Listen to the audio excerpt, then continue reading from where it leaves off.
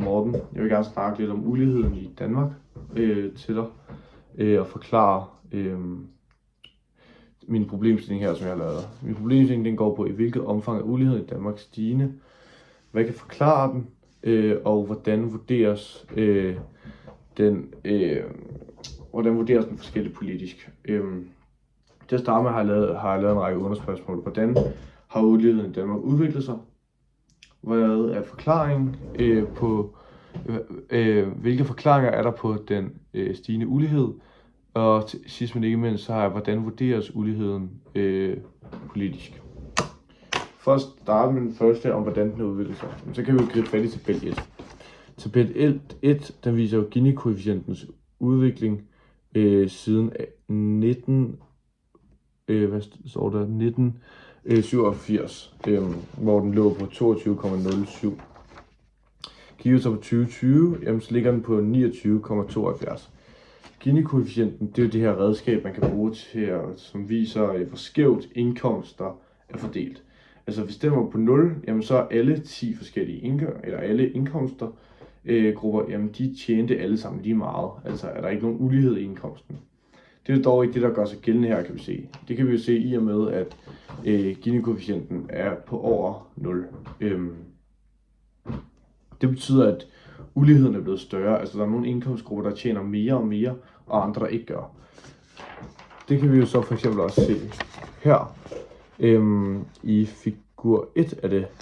Her ser vi 10., 1.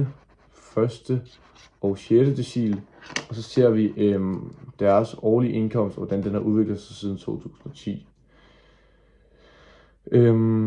Her kan vi se, at 1. decil, jamen, de vokser markant, altså, og de rige, de tjener mest. En vigtig pointe er også, at formuer, de spiller en stor rolle, fordi at aktier og sådan noget, det også giver en større indkomstgruppe, og i og med, at 10. decil ofte er dem, der har flere aktier, vil de også automatisk tjene mere. Hvis vi så kigger på, hvordan det her det påvirker uligheden, jamen, så kan vi jo se, at alle 3 grupper er steget på de her 14 år, dog er der nogen, der er steget mere end andre.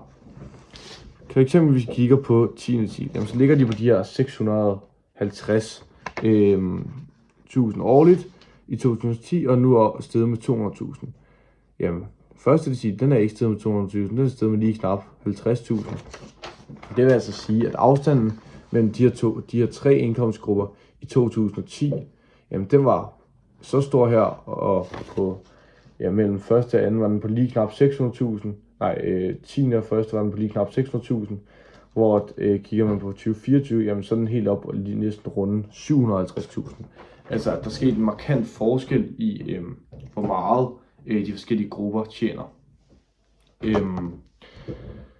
Og der kan man jo også snakke lidt om ham her, den franske økonom Piketty, for man udtaler det.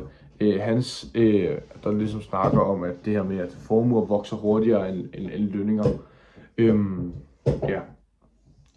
For så at komme videre fra udviklingen, som jo egentlig sådan set var meget nemt at se, jamen, så kan man jo også se, at den var stigende.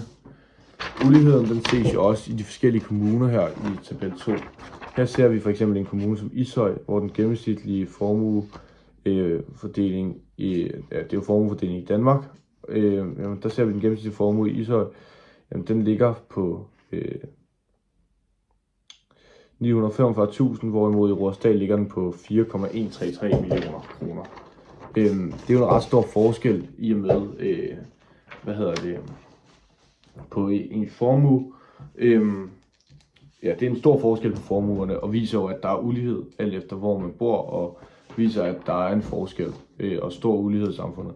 Dermed har uligheden, den er jo udviklet sig i Danmark, og uligheden er blevet større i det danske samfund, og den ser vi blandt andet i kommunerne, men vi ser den også selve udviklingen Gini-koefficienten.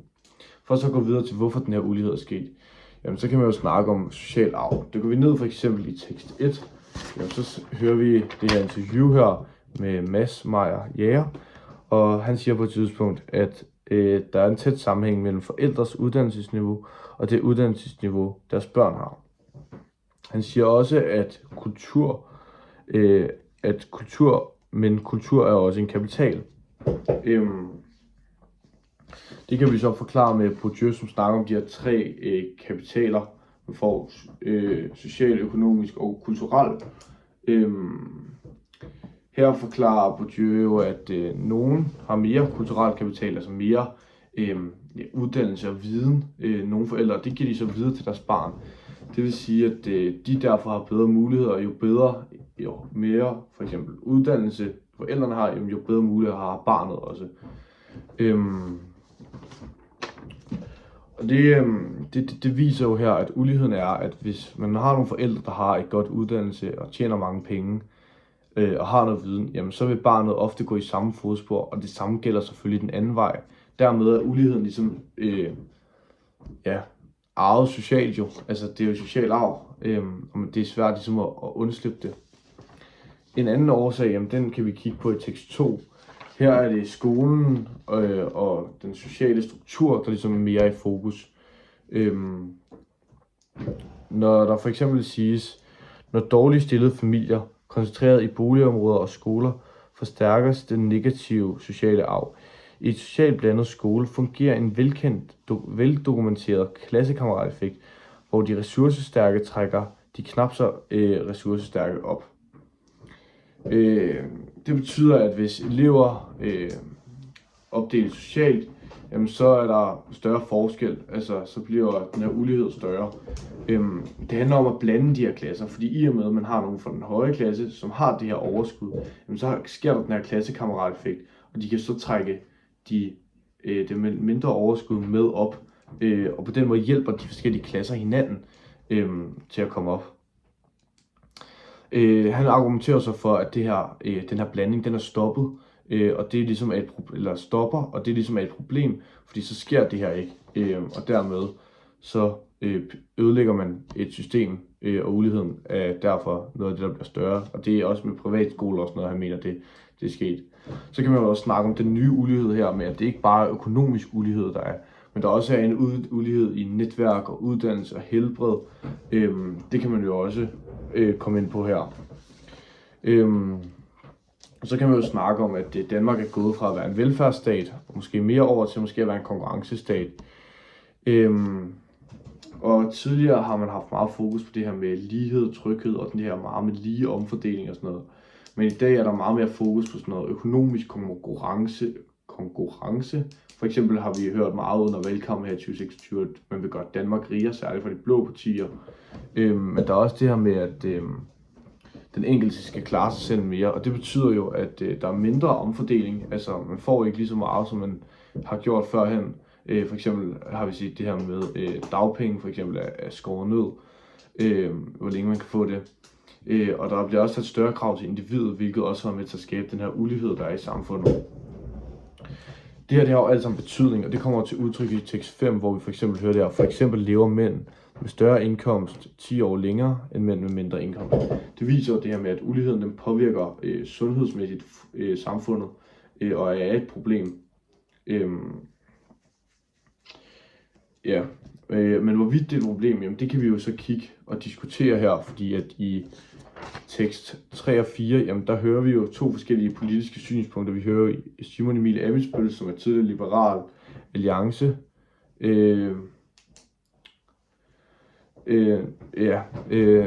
og han snakker om, at han siger for eksempel her, økonomisk ulighed er simpelthen ikke relevant at tale om i Danmark.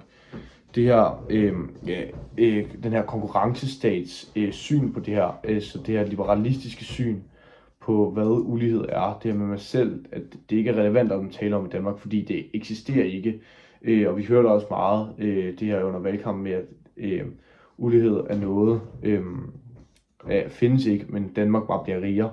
Så hører vi et mere socialistisk synspunkt her fra Peter Hummelgaard, der snakker om, at hvis ikke vi tager den stigende ulighed alvorligt, og tager debatten, så vågner vi op til et helt andet samfund. Her påpeger jo direkte, at uligheden er en ting, og den skal tages meget alvorligt, ellers så ændrer det fuldstændig vores samfund fra det, vi kender det den dag i dag.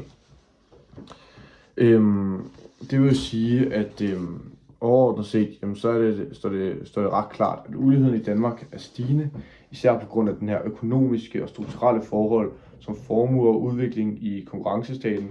Samtidig viser analysen her, jeg har lavet, at uligheden også videreføres gennem social arv, kapital, de her kapitaler, og at der er stor politisk uenighed om, hvorvidt den her ulighed rent faktisk er en reel ting. Ja, tak for du så med.